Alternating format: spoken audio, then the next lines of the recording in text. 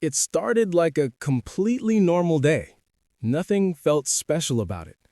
I woke up later than I wanted to, looked at my phone for a few minutes, and already felt that usual pressure in my chest. Not panic exactly, just that quiet feeling that the day was already slipping away before it had even really started.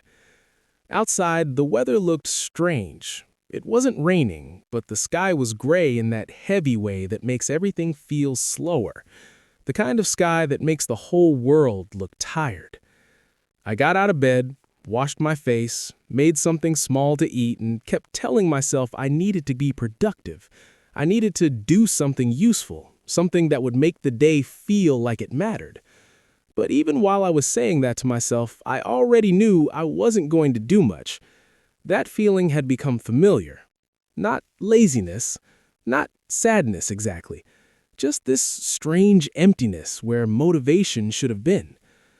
I remember standing in the kitchen, staring at the counter for no reason and thinking, why does every day feel the same now?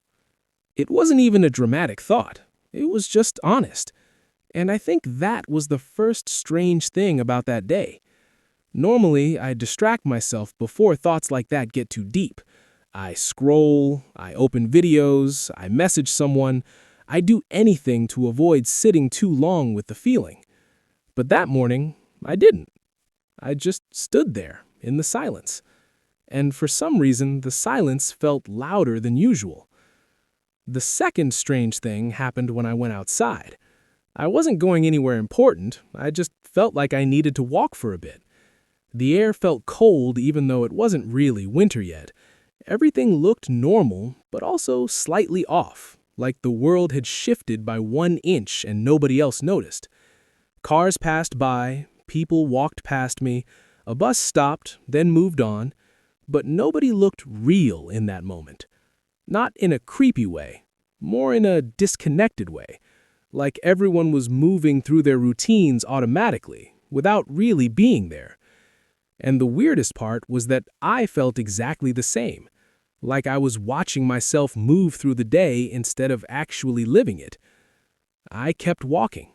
No music, no phone, just the sound of traffic and footsteps and the wind moving through things. At some point, I passed a small cafe I had seen 100 times before. I don't know why, but I stopped. I almost never go into places like that alone. It always feels awkward, like everyone can tell you don't belong there. But that day, I went in anyway. It was quiet inside, only a few people. A guy near the window working on a laptop, a woman sitting alone with tea, an older man reading something with glasses halfway down his nose. I ordered something simple and sat down near the back. And for a few minutes, nothing happened. I just sat there. I looked out the window, I watched people walk by like they were late for something, and then I noticed the old man. Not because he was loud, actually the opposite. He looked completely calm. Not happy, not sad, just calm. And that stood out to me more than anything else. Because almost nobody looks calm anymore. Everyone looks like they're mentally somewhere else, somewhere ahead, thinking about what comes next, what they forgot, what they need to do, who they need to answer, what they should be doing instead of this. But this man looked like he was fully there, just reading, just existing in that moment. And I don't know why that affected me so much, but it did. Because I realized I couldn't remember the last time I felt fully in a moment. Even when I was resting, I wasn't resting.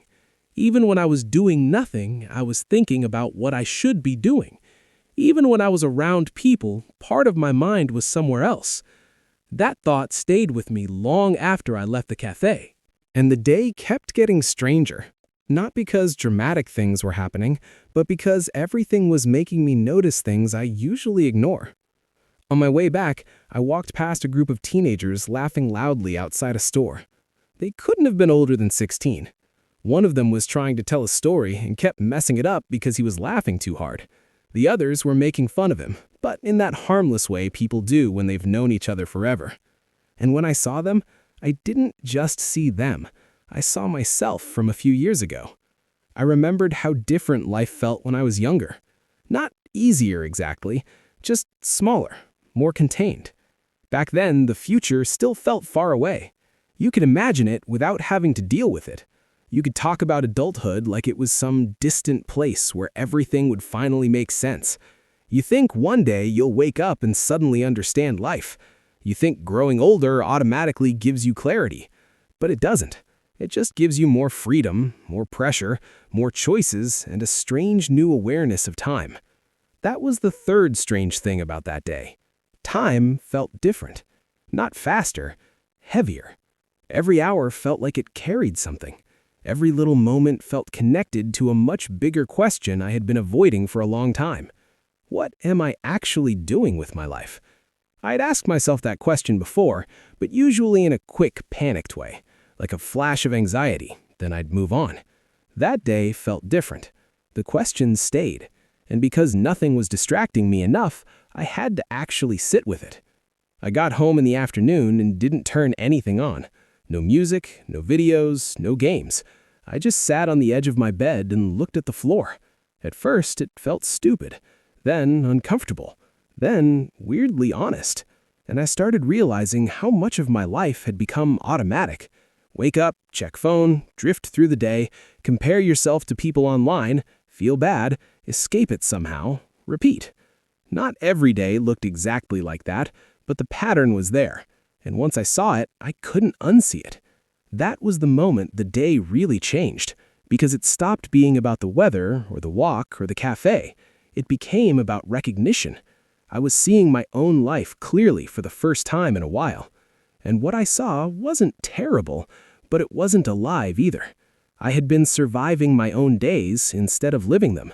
Not because something tragic had happened, not because my life was ruined, just because I had slowly drifted into this numb routine where everything looked fine from the outside, but nothing felt meaningful inside. And the scary part is how easy it is for that to happen. You don't notice it when it starts. It happens in small ways. You stop being excited about things. You stop paying attention. You stop questioning the routine because the routine is easier than uncertainty. And then one day, if you're unlucky, you wake up and realize months have passed in the same emotional weather. Gray, quiet, distant. That realization hurt more than I expected, because I think I had been waiting for life to change on its own, waiting for motivation to come back, waiting for clarity to suddenly appear, waiting for some event, some person, some opportunity to wake me up. But that day made me realize something uncomfortable. Nothing was coming, not in the way I imagined. There wasn't going to be one perfect moment where everything made sense. There wasn't going to be some magical version of myself who suddenly became disciplined, confident, and completely sure of what to do next. There was only me, and the life I kept postponing. That thought sat heavy in my chest for hours. At some point, the room started getting darker, and I still hadn't moved much. I remember looking out the window and noticing how evening makes everything more honest. Maybe it's because there's less noise. Maybe it's because the day is almost over, so there's nothing left to pretend about. You either used the day or you didn't. You either felt present or you drifted through it. And I had drifted through too many. I don't know exactly why that day hit me so hard. Maybe I was already tired before it started. Maybe I had been ignoring too many thoughts for too long. Maybe I just needed one quiet day to finally hear what my own mind had been trying to say. But whatever it was, something changed. Not dramatically. I didn't suddenly become a new person. I didn't write a huge plan. I didn't fix my life that night. What changed was simpler than that. I stopped expecting life to save me from myself. I stopped waiting for a better mood, a better season, a better version of myself to magically appear. And for the first time in a while, I understood that meaning doesn't suddenly arrive. You build it, slowly, awkwardly, in small choices, in the way you spend ordinary days. That realization was both comforting and terrifying. Comforting because it meant I still had control. Terrifying because it meant I couldn't blame the emptiness on randomness anymore. If life felt distant, then maybe I had also become distant from it. That night I wrote down a few things. Nothing deep, just honest things. I wrote that I felt disconnected. I wrote that I was tired of watching my life from the outside.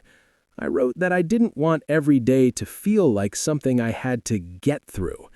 And then I wrote one sentence that I still think about sometimes. If nothing changes, this feeling will become my life. That sentence scared me, not because it was dramatic, because it was possible. And that's what made that day so strange. It wasn't a bad day. It was a clear day. A day where all the distractions failed at once. A day where ordinary things, a gray sky, a quiet cafe, an old man reading, a group of teenagers laughing, somehow showed me more about my own life than months of overthinking ever had. And ever since then, I've thought a lot about how easy it is to ignore yourself, how easy it is to keep going through routines that slowly drain you just because they're familiar, how easy it is to confuse numbness with peace. The truth is, a lot of people are not really living. They're performing, they're maintaining, they're coping. They're staying busy enough not to ask deeper questions. And I understand why. Because those questions are uncomfortable. What do I actually want? Why do I feel so disconnected? When did I stop enjoying things? What am I avoiding? Those questions don't always give quick answers. Sometimes they just sit there and make everything quieter. But maybe quiet is what most of us need. Not forever, just long enough to hear ourselves again. That strange day taught me something I probably should have understood earlier. Life doesn't usually change in big cinematic moments. It changes in small realizations, in a sentence that stays with you, in a silence you don't escape from, in a normal afternoon that suddenly feels more honest than the last 6 months.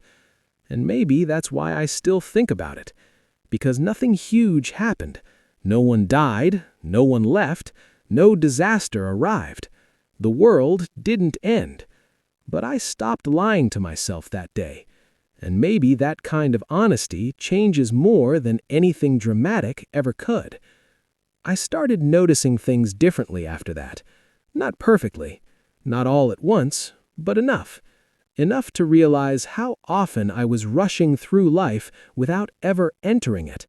Enough to understand that waiting for the right moment is just another form of avoidance. Enough to know that if I wanted my days to feel different, I had to be different inside them. That doesn't mean becoming productive every second. It doesn't mean becoming some perfect version of myself. It means paying attention. It means actually being where I am. It means not treating every quiet moment like an emergency.